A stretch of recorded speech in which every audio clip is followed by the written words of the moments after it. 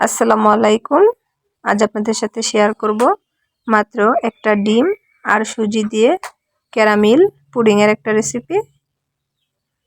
সহজভাবে রেসিপিটা শেয়ার করছি।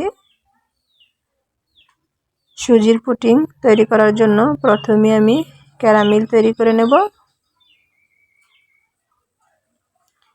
ক্যারামেল তৈরি করার জন্য নিয়ে নিচ্ছি 1 চামচ চিনি, দিয়ে দিব অল্প একটু পানি। যে বাটিতে আমি পুডিংটা তৈরি করব এই বাটিতে আমি ক্যারামেলটাকে সেট করে নিচ্ছি।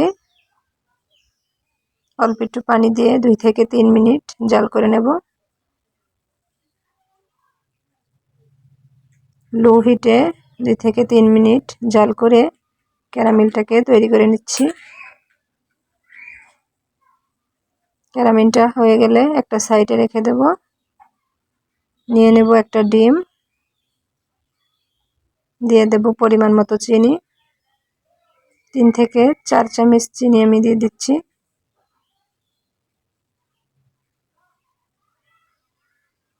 দিয়ে দেব স্বাদ মতো লবণ। দিয়ে ভালো করে ডিম আর চিনিটাকে মিশিয়ে নিতে হবে।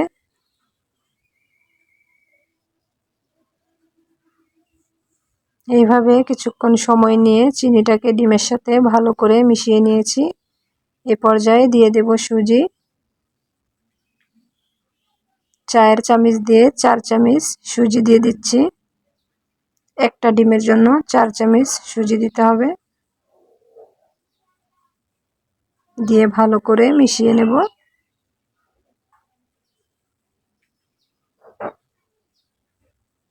মেশানো হয়ে গেলে এখানে দিয়ে দেব জাল করা দুধ।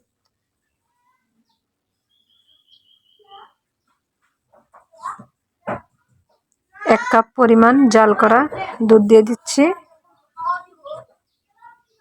দিয়ে আবারও ভালো করে মিশিয়ে নেব।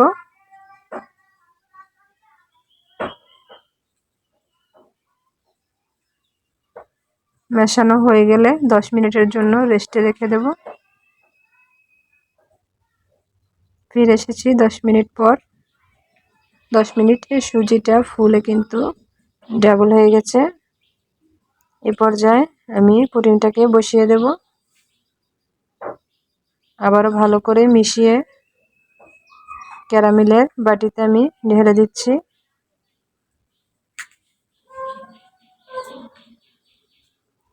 এইভাবে মেশাতে মেশাতে ঢালতে হবে।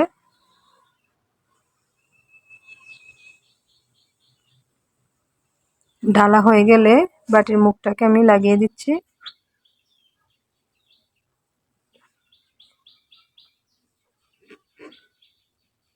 চুলাতে একটা পাতিল বসিয়ে অল্প পরিমাণ পানি দিয়ে একটা স্ট্যান্ড দিয়ে গরম করে নিয়েছি 3 থেকে 4 মিনিট। এবার আমি পুডিংয়ের বাটিটাকে বসিয়ে দেব। দিয়ে ঢেকে রাখবো 20 থেকে 25 মিনিট। ফিরে এসেছি 25 মিনিট পরে। এবার চেক করে নেব পুডিংটা কতটা হয়েছে। একটা টুথপেন দিয়ে চেক করে নিচ্ছি। টুথপেনটা কিন্তু শুকনো এসেছে, তার মানে পুডিংটা হয়ে গেছে। এবার আমি নামিয়ে নেব। একটা ছুরি দিয়ে চারপাশটাকে ছাড়িয়ে নিয়েছি।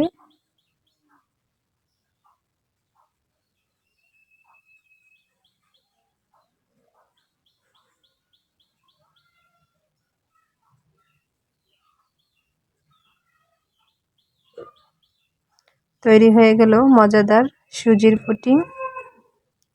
ভিডিওটা ভালো লেগে থাকলে একটা লাইক করে দেবেন। আর চ্যানেলে নতুন হলে চ্যানেলটা সাবস্ক্রাইব করার অনুরোধ রইল। ধন্যবাদ সবাইকে। আসসালামু আলাইকুম। আল্লাহ হাফেজ।